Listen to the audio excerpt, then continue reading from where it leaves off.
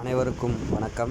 இன்று நமது யூடியூப் சேனலில் 6ஆம் வகுப்பில் உள்ள அறிவியல் பாடத்தில் அலகு 2 விசையும் இயக்கமும் பற்றி விரிவாக காண இருக்கிறோம்.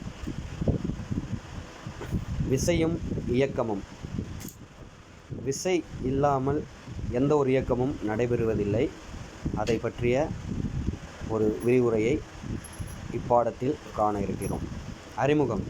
தள்ளுதல் அல்லது இழுத்தல் ஆகிய செயல்கள் பொருள்களை இயங்கச் செய்கின்றன. சரிங்களா? இப்போது இந்த வரிகளை நம்ம புரிஞ்சுக்கணுன்னா இந்த படத்தை பாருங்கள்.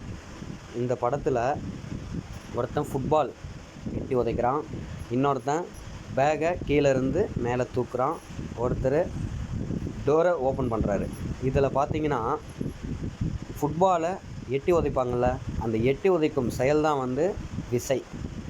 அந்த பந்து போகக்கூடிய திசை தான் இயக்கம். அதே மாதிரி இவர் பாருங்கள், பேகை மேலே இழுக்கிறாரு. சரிங்களா? அந்த இழுக்கக்கூடிய செயல் தான் விசை. அந்த பேகு வருதில்ல, எதை மேலே நோக்கி வருதில்ல, அதுதான் இயக்கம். சரிங்களா? அடுத்து ஓய்வும் இயக்கமும். ஓய்வு இயக்கம் அப்படின்னா ஏதாவது ஒரு ஐடியா உங்களுக்கு இருக்கும். ஓய்வுன்றது சாதாரணமாக நம்ம மெடிக்கல் டைமில் சொல்லணும்னா ரெஸ்ட் எடுக்கிறதுன்னு சொல்லுவாங்க. ரெஸ்ட்டில் என்ன பண்ணுவோம், நம்ம அமைதியாக ஒரு இடத்துல போய் தூங்கிடுவோம். சரிங்களா? இயக்கம்னா ஒரு கடைக்கு போயிட்டு வர்றது, இதை தான் ஒரு இயங்கக்கூடிய செயலாக நம்ம சொல்லுவோம். அந்த ஓய்வை பற்றி இங்கே என்ன சொல்கிறாங்கன்னா, காலத்தை பொறுத்து ஒரு பொருளின் நிலை மாறும் எனில் அது இயக்கம் எனப்படும். அப்பொருள் ஒரே இடத்தில் இருக்கும் எனில் அது ஓய்வு நிலை எனப்படும். சரிங்களா? இந்த டேபிளை நோட் பண்ணுங்கள். டேபிள் மேலே இருக்கிற புக்கையும் நோட் பண்ணுங்கள். இப்போது அந்த டேபிள் மேலே புக்கு ஒரு சென்டராக ஒரு இடத்துல வச்சுருக்காங்க. இப்போது அந்த சென்டராக ஒரே இடத்துல இருக்குல்ல, அது ஓய்வு நிலையில் இருக்குது. இப்போ அந்த டேபிள் மேலே நீங்கள் ஒரு நோட் புக் வச்சு எழுதணுன்னா அந்த புக்கை என்ன பண்ணுறீங்க, அந்த புக்கை ஒரு ஓரமாக எடுத்து வச்சுட்டு நடுவில் நம்ம நோட்டை வச்சு எழுதுவோம். அந்த புக்கு நடுவில் இருக்கிற வரைக்கும் ஓய்வு நிலைன்னு கன்சிடர் பண்ணிக்கணும். சரிங்களா? அடுத்து நம்ம அந்த புக்கை ஓரமாக தள்ளி வைக்கிறோம்ல, அந்த தள்ளி வைக்கக்கூடிய செயலை தான் இயக்கம் அப்படின்னு சொல்கிறாங்க. சரிங்களா?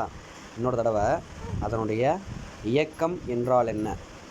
காலத்தை பொறுத்து ஒரு பொருளின் நிலை மாறும் எனில் அது இயக்கம் எனப்படும். அப்பொருள் ஒரே இடத்தில் இருக்கும் எனில் அது ஓய்வு நிலை எனப்படும். சரிங்களா?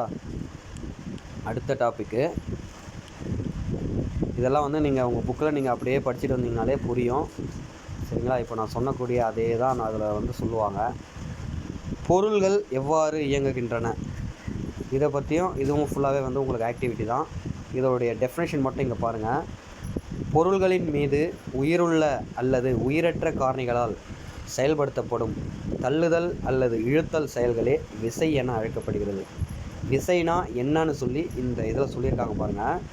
பொருள்களின் மீது உயிருள்ள அல்லது உயிரற்ற காரணிகளால் செயல்படுத்தப்படும் தள்ளுதல் அல்லது இழுத்தல் செயல்களே விசை என அழைக்கப்படுகிறது. அது என்ன பொருள் மீது உயிருள்ள அல்லது உயிரற்ற அப்படின்னு சொல்லி உங்களுக்கு ஒரு டவுட் வரலாம்.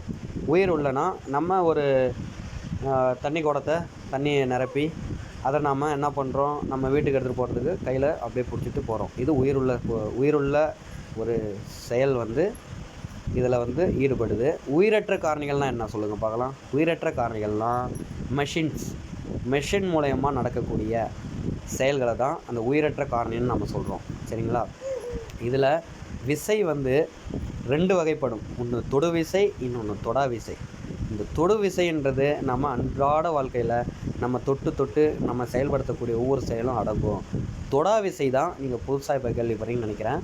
இந்த தொடா விசைனா எதுவும் இல்லைப்பா, பொருள் அதே இடத்துல தான் இருக்கும், அதன் மீது எக்ஸ்டர்னல் ஃபோர்ஸ்னால் அதுதான் தொடா விசை. சரிங்களா? இதை பற்றி விரிவான உரையை அடுத்த பாட்டில் நம்ம தெரிஞ்சுக்கலாம். இதோட இன்னையோட டாபிக் முடிஞ்சிருச்சு. மேலும் நம்மளுடைய சேனலில் போடக்கூடிய வீடியோஸ்களை உங்களுக்கு உடனே அப்டேட் ஆகணும்னா சப்ஸ்கிரைப் பண்ணுங்கள், லைக் பண்ணுங்கள், ஷேர் பண்ணுங்கள். தேங்க்யூ.